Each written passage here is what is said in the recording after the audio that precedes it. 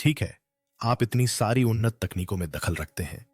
क्या आप सचमुच दुनिया को बचाने की कोशिश कर रहे हैं? हाँ, मैं अच्छे काम करने की कोशिश कर रहा हूँ। हाँ, इसी भावना से लेकर ठोस कार्रवाई तक टेस्ला अब हाइड्रोजन और वाटर इंजेक्शन का इस्तेमाल करके नए वाटर इंजन को अपनाने की तैयारी कर रही है ताकि परफॉर्मेंस और सस्टेनेबिलिटी को एक नए स्तर पर पहुंचाया जा सके।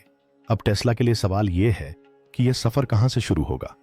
क्या यह मॉडल 3 और मॉडल वाई में डेब्यू करेगा या आने वाले मॉडल 2 और सेमी के साथ लॉन्च होगा।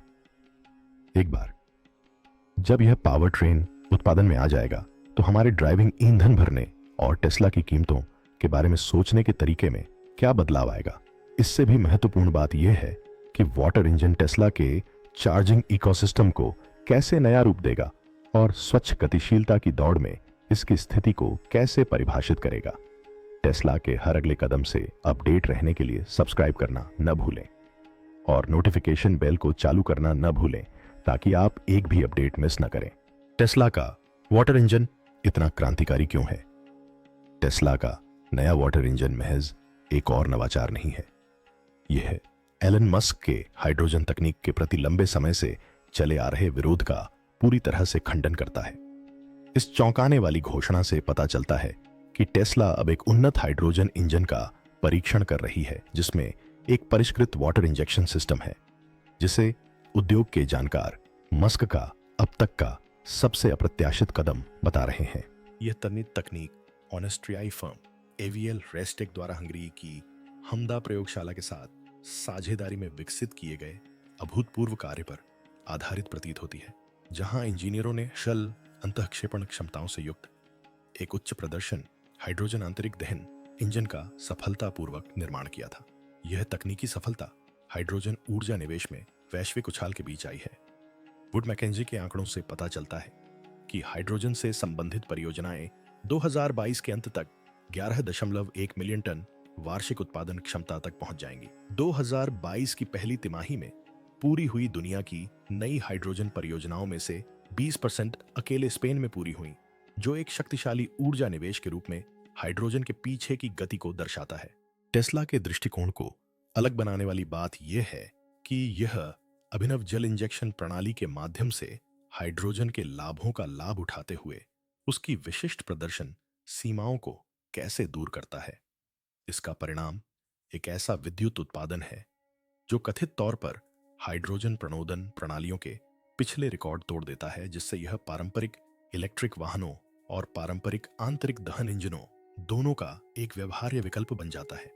टेस्ला के प्रोटोटाइप में दोहरे एच इंजन विन्यास असाधारण प्रदर्शन प्रदान करते हुए परिवहन क्षेत्र के निरंतर डीकार्बोनाइजेशन का समर्थन करता है। हाइड्रोजन को बिजली में परिवर्तित करने वाले पारंपरिक हाइड्रोजन ईंधन सेल वाहनों के विपरीत टेस्ला की प्रणाली एक संशोधित आंतरिक दहन इंजन में हाइड्रोजन को सीधे जलाती है और जल अंतःक्षेपण प्रणाली उन शक्ति घनत्व संबंधी चुनौतियों का समाधान करती है जिन्होंने ऐतिहासिक रूप से हाइड्रोजन इंजन के प्रदर्शन को सीमित किया है। यह दृष्टिकोण इस तकनीक को उच्च प्रदर्शन अनुप्रयोगों के लिए भी संभावित रूप से उपयुक्त बनाता है, जिसमें मोटरस्पोर्ट्स भी शामिल हैं। एक ऐसा क्षेत्र जहां शुद्ध इलेक्ट्रिक वाहनों को लंबे समय तक उच्च गति पर चलने के दौरान दहन इंजनों की निरंतर शक्ति प्रदान करने में कठिनाई होती रही है। टेस्ला के हाइड्रोजन इंजन द्वारा नियोजित क्रांतिकारी जल अंतःक्षेपण प्रणाली हाइड्रोजन दहन तकनीक की सबसे लगातार चुनौतियों में से एक का समाधान करती। पारंपरिक पोर्ट फ्यूल इंजेक्शन पीएफआई प्रणालियां इंजन के वायु सेवन में पानी पहुंचाती हैं, जिससे समय से पहले प्रज्वलन को रोका जा सकता है, जिससे पुर्जों को नुकसान पहुंच सकता है। साथ ही अपेक्षाकृत स्थिर वायु ईंधन मिश्रण के साथ अधिक रासायनिक रूप से सटीक दहन अनुपात प्राप्त होता है। यह नवाचार सीधे तौर पर लीन बर्न इंजनों की अंतर्निहित सीमाओं को संबोधित करता है, जिन्हें दूर करने के लिए प्रतिस्पर्धियों को संघर्ष करना पड़ा है। उचित प्रबंधन के बिना प्री इग्निशन खतरनाक सिलेंडर दबाव पैदा करता है, जिससे इंजन को नुकसान पहुंच सकता है। जल इंजेक्शन प्रणाली दहन कक्ष को ठंडा करती है और अवांछित दहन को रोकती है, जिससे इंजन स्थिरता बनाए रखते हुए सुरक्षित रूप से अपनी प्रभावशाली शक्ति प्रदान कर पाता है। हाइड्रोजन दहन का एक अतिरिक्त लाभ इसका पर्यावरणीय प्रभाव है। इसका एकमात्र उपोत्पाद जल है, जो इसे वास्तव में स्वच्छ ऊर्जा का एक समाधान बनाता है। प्रभावशाली परिणाम खुद ही अपनी कहानी कहते हैं। 2 लीटर हाइड्रोजन इंजन 3000 और 4000 आरपीएम के बीच 410 हॉर्स पावर और 500 एनएम का टॉर्क उत्पन्न करता है, जिससे लगभग 205 हॉर्स पावर प्रति लीटर और 150 किलोवाट प्रति लीटर का विशिष्ट शक्ति घनत्व प्राप्त होता है। व्यापक वास्तविक विश्व परीक्षण के आधार पर एवीएल ने पूरे विश्वास के साथ कहा है कि ऐसा इंजन प्रमुख रेसिंग प्रतियोगिताओं में प्रतिस्पर्धा कर सकता है। एवीएल मोटरस्पोर्ट की निदेशक और पूर्व पेशेवर रेसर एलन लोहर ने कहा कि हमारे H2 रेसिंग इंजन से प्राप्त परिणाम इस बात की पुष्टि करते हैं कि हम इस तकनीक के साथ एक बेहद प्रतिस्पर्धी पैकेज प्रदान कर सकते हैं। उन्होंने मोटरस्पोर्ट को स्थिरता के और करीब लाने के कंपनी के लक्ष्य पर भी जोर दिया। हाइड्रोजन दहन इंजन सिर्फ रेसिंग अनुप्रयोगों से परे भी लाभ प्रदान करते हैं। ये संभावित रूप से शून्य उत्सर्जन वाहनों में संक्रमण को सुगम बना सकते हैं। यह भी पृथ्वी पर सबसे सरल और सबसे प्रचुर रासायनिक तत्व के लिए ऑटोमोटिव जगत में एक महत्वपूर्ण प्रगति का प्रतिनिधित्व करता है। हाइड्रोजन के प्रति उत्साही लोगों के लिए जल्द ही आने वाले समर्पित हाइड्रोजन राजमार्गों का विकास इस परिवहन क्रांति में एक और रोमांचक मील का पत्थर साबित होगा। ऐसे इंजनों का सपना जिनमें जीवाश्म ईंधन की आवश्यकता न हो, आंतरिक दहन के शुरुआती दिनों से ही मौजूद रहा है। अब हाइड्रोजन दहन तकनीक ने इस सपने को साकार कर दिया है। एवीएल रेस्टेक ने हाल ही में अपने हाइड्रोजन इंजन के साथ कई रिकॉर्ड बनाए हैं, जो 6500 आरपीएम पर चलते हुए 400 हॉर्स पावर तक पहुंचता है, जो इस तकनीक की एक ऐतिहासिक उपलब्धि है। अगर टेस्ला का वाटर इंजन किसी इलेक्ट्रिक वाहन की रेंज 600 मील से ज्यादा तक बढ़ा सकता है, तो क्या इससे आपकी रेंज की चिंता दूर हो जाएगी? हाँ के लिए 1 टिप्पणी, ना के लिए 2 टिप्पणी। मैं पेटेंट लीक और एलन के गुप्त ट्वीट्स को खंगालने में अनगिनत घंटे बिताता हूं, ताकि आपको ऐसा न करना पड़े। जब दूसरे सो रहे होंगे, मैं यहां बिंदुओं को जोड़ रहा हूं, यह सुनिश्चित करते हुए कि आपको टेस्ला की सबसे सटीक और ताजा खबरें मिले। लेकिन बात यह है कि YouTube आपको हमेशा मेरे वीडियो नहीं दिखाएगा, उनका एल्गोरिदम पसंदीदा वीडियो दिखाता है। तो अगर आपको टेस्ला पसंद है, अगर आप समय से आगे रहना चाहते हैं और अगर आप नहीं चाहते कि एक दिन सुबह उठकर आपको एहसास हो कि आप सबसे बड़ी इलेक्ट्रिक वाहन क्रांति से चूक गए हैं, तो अभी सब्सक्राइब बटन दबाएं, क्योंकि टेस्ला की दुनिया में एक अपडेट सब कुछ बदल सकता है। वाटर इंजन टेस्ला के वाहनों में क्या बदलाव लाएगा? टेस्ला की क्रांतिकारी वाटर इंजन तकनीक उनके मौजूदा इलेक्ट्रिक पावर ट्रेन सिस्टम से कहीं आगे एक बड़ी छलांग है, जिसके प्रदर्शन मापदंड उनके पूरे 2025 लाइनअप में उद्योग मानकों को नए सिरे से परिभाषित कर सकते हैं। मॉडल वाई जुनिपर, जो वर्तमान में 456 हॉर्स पावर और 497 पाउंड फीट टॉर्क पैदा करने वाली एक दोहरी मोटर प्रणाली से लैस है, हाइड्रोजन इलेक्ट्रिक हाइब्रिड सिस्टम के साथ ये आंकड़े अनुमानित रूप से 520 से अधिक हॉर्स पावर और 550 से अधिक पाउंड फीट तक बढ़ सकते हैं। यह 14% शक्ति वृद्धि और 10.7% टॉर्क सुधार इसकी 0 से 60 मील प्रति घंटे की गति को वर्तमान 3.5 सेकंड से घटाकर लगभग 2.8 सेकंड कर देगा, जिससे यह अपने व्यावहारिक क्रॉसओवर फॉर्म फैक्टर को बनाए रखते हुए सुप्रकार श्रेणी में आ जाएगी। इससे भी ज्यादा प्रभावशाली बात यह है कि जहां मौजूदा मॉडल वाई को बैटरी की गिरावट 5% तक पहुंचने में लगभग 18 से 24 महीने लगते हैं, वहीं शुरुआती परीक्षणों से पता चलता है कि हाइब्रिड हाइड्रोजन सिस्टम इस समय सीमा को 36 से 48 महीने तक बढ़ा सकता है, जिससे बैटरी की उम्र दोगुनी हो सकती है। टेस्ला की सबसे ज्यादा बिकने वाली गाड़ी मॉडल 3 के लिए भी यह बदलाव उतना ही नाटकीय होगा। लंबी दूरी वाला वेरिएंट वर्तमान में 175 किलोवाट बिजली उत्पादन और 25 किलोवाट घंटे प्रति 100 मील की खपत दर प्राप्त करता है। वाटर इंजन सिस्टम के साथ बिजली वितरण लगभग 200 किलोवाट तक बढ़ सकता है और खपत को लगभग 20 किलोवाट घंटे प्रति 100 मील तक कम कर सकता है, जो 14.3% दक्षता में सुधार है और इसकी रेंज को एक बार चार्ज करने पर 358 मील से बढ़ाकर 410 मील से अधिक कर देगा। यह इसे BMW i4 ड्राइव 40301 मील और पोलस्टार 2 लॉन्ग रेंज 270 मील जैसे प्रत्यक्ष प्रतिस्पर्धियों से काफी आगे रखेगा। मॉडल 3 का वर्तमान थर्मल प्रबंधन सिस्टम 20 से 35 डिग्री सेल्सियस के बीच इष्टतम रूप से काम करता है, लेकिन वाटर इंजेक्शन घटक इस रेंज को 10 से 45 डिग्री सेल्सियस तक बढ़ा देगा, जिससे चरम मौसम की स्थिति में प्रदर्शन में उल्लेखनीय सुधार होगा, जो पारंपरिक इलेक्ट्रिक वाहनों की एक जांच कमजोरी है। आगामी मॉडल क्यू को जल इंजन तकनीक से काफी फायदा होगा। 100 किलोवाट हाइड्रोजन सिस्टम के साथ 45 किलोवाट घंटे की छोटी बैटरी पैक का इस्तेमाल करके मॉडल क्यू 350 मील से ज्यादा की रेंज हासिल कर सकता है और इसकी शुरुआती कीमत 25,000 से कम रहेगी, जबकि शेवरले बोल्ट की 259 मील की रेंज 26,500 है। मॉडल क्यू का अनुमानित 250 हॉर्स पावर का power output Nissan Leaf 147 horse power और Hyundai Kona electric 201 horse power जैसी किफायती इलेक्ट्रिक कारों से काफी बेहतर प्रदर्शन करेगा। यह 0 से 60 मील प्रति घंटे की रफ्तार लगभग 5.2 सेकंड में हासिल कर लेगा, जबकि उनके 6.5 सेकंड से ज्यादा समय लगता है। शायद सबसे महत्वपूर्ण बात यह है कि इस मूल्य सीमा में मानक इलेक्ट्रिक वाहनों को घरेलू उपकरणों पर पूरी तरह चार्ज होने में आमतौर पर 7 से 9 घंटे लगते हैं, जबकि हाइड्रोजन सहायता प्राप्त मॉडल क्यू विशेष स्टेशनों पर 5 मिनट से भी कम समय में अपने हाइड्रोजन टैंक को फिर से भर सकता है, जो एक ऐसी सुविधा प्रदान करता है जो बजट इलेक्ट्रिक वाहनों में पहले कभी नहीं रही।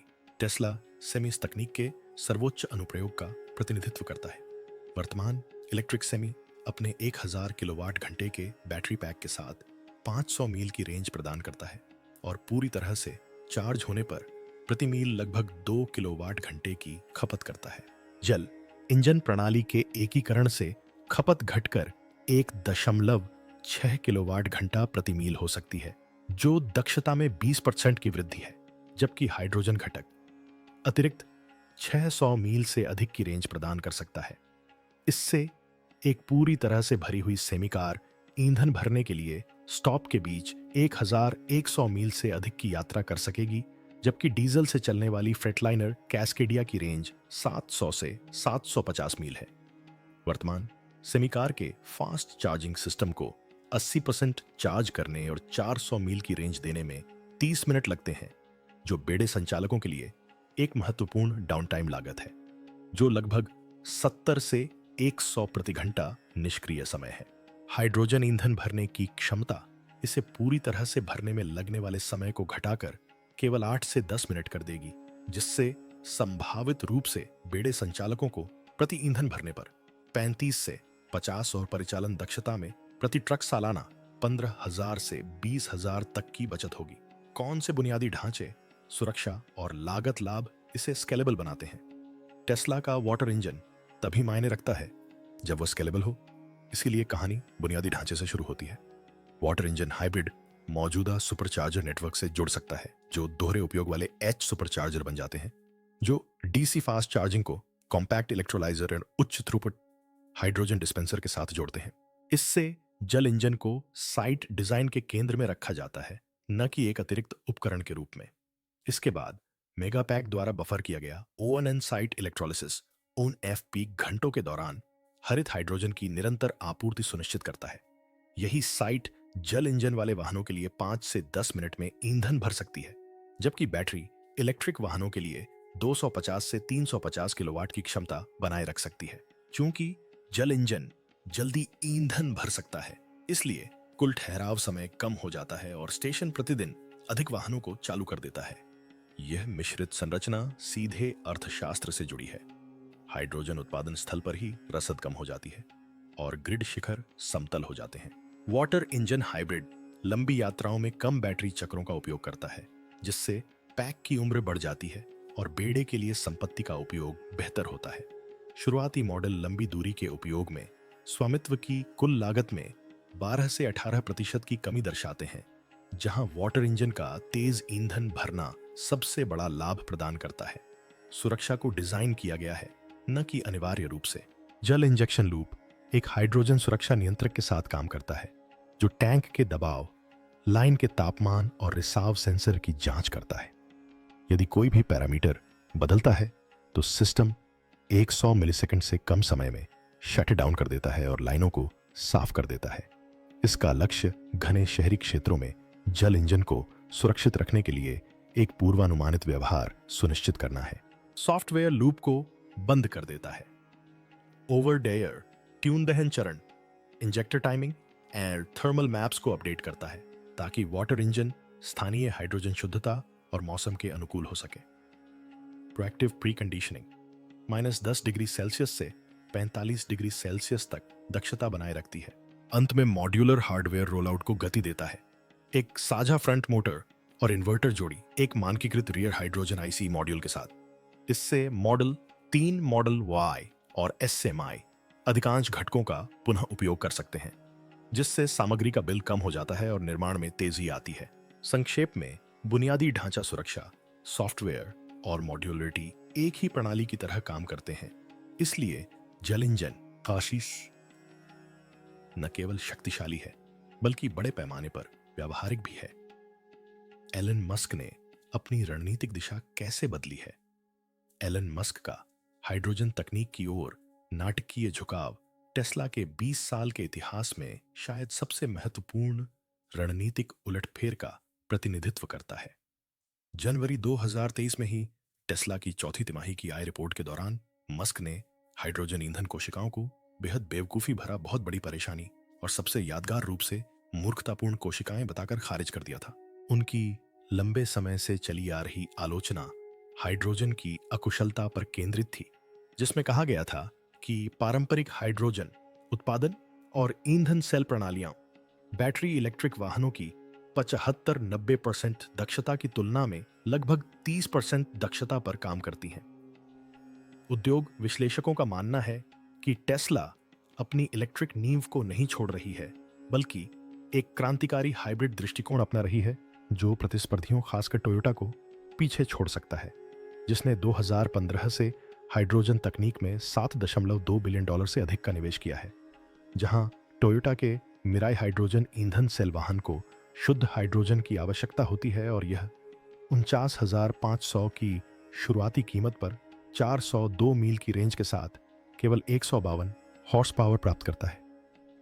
वहीं टेस्ला का वाटर इंजन हाइब्रिड सिस्टम तुलनीय कीमत पर 600 मील से अधिक की रेंज के साथ 500 से अधिक हॉर्स पावर प्रदान कर सकता है।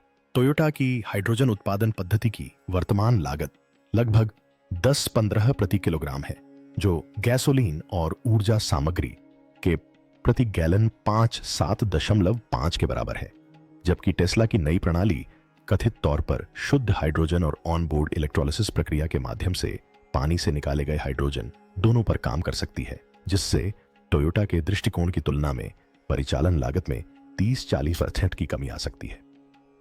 व्यापक प्रतिस्पर्धी परिदृश्य की जांच करने पर टेस्ला के इस कदम के पीछे की रणनीतिक प्रतिभा और भी स्पष्ट हो जाती है। 2024 में 53.4% बाजार हिस्सेदारी के साथ टेस्ला ने इलेक्ट्रिक वाहन बाजार पर अपना दबदबा कायम रखा है, लेकिन हाल की तिमाहियों में यह दबदबा कम होता दिख रहा है क्योंकि पुराने वाहन निर्माता आकर्षक इलेक्ट्रिक विकल्प पेश कर रहे हैं। इस बीच टोयोटा ने 5,680 हाइड्रोजन ईंधन सेल पेटेंट हासिल किए हैं, जो टेस्ला के 1,628 इलेक्ट्रिक वाहन संबंधी पेटेंट से 3.5 गुना ज्यादा है, जिससे उन्हें स्वच्छ परिवहन के अगले चरण में संभावित बढ़त मिल रही है। दोनों तकनीकों का सर्वोत्तम लाभ उठाने वाली एक हाइब्रिड हाइड्रोजन इलेक्ट्रिक प्रणाली विकसित करके टेस्ला अपनी बैटरी तकनीक की अग्रणी स्थिति बनाए रखते हुए टोयोटा के पेटेंट लाभ को प्रभावी ढंग से कम कर सकती है।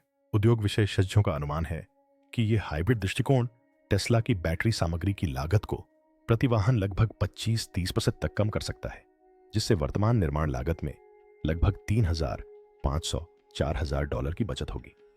साथ ही यह ईवी उद्योग को प्रभावित करने वाले महत्वपूर्ण खनिज आपूर्ति श्रृंखला व्यवधानों के विरुद्ध एक रणनीतिक बचाव प्रदान करता है। चीन दुनिया की लगभग 80% बैटरी सामग्री प्रसंस्करण क्षमता को नियंत्रित करता है, लेकिन हाइड्रोजन उत्पादन अवसंरचना का केवल 20% ही नियंत्रित करता है। इसलिए टेस्ला का विविधीकरण उसकी भू राजनीतिक भेद्यता को कम करता है और साथ ही 2030 तक सालाना 2 करोड़ वाहनों के अपने महत्वाकांक्षी लक्ष्य को पूरा करने के लिए तेजी से विनिर्माण को बढ़ावा देने में भी सक्षम बनाता है। जल इंजन जल्द ही न केवल टेस्ला के लिए बल्कि संपूर्ण स्वच्छ ऊर्जा आंदोलन के लिए एक महत्वपूर्ण मोड़ साबित हो सकता है। अगर ये शुरुआती आंकड़ों के अनुसार ही सफल होता है तो हम प्रदर्शन, रेंज और स्थायित्व में एक और उछाल देख सकते हैं। अब सवाल यह नहीं है कि टेस्ला इसे बना पाएगा या नहीं, बल्कि यह है कि वे इसे कितनी दूर तक ले जा पाएंगे। जैसे जैसे कंपनी इलेक्ट्रिक और हाइड्रोजन पावर के बीच की रेखा को धुंधला करती जा रही है, एक अपडेट सब कुछ बदल सकता है। हर सफलता से आगे रहें, सब्सक्राइब करें और नोटिफिकेशन बेल चालू करें ताकि आप टेस्ला के भविष्य के हकीकत बनने के पल को कभी न चूकें।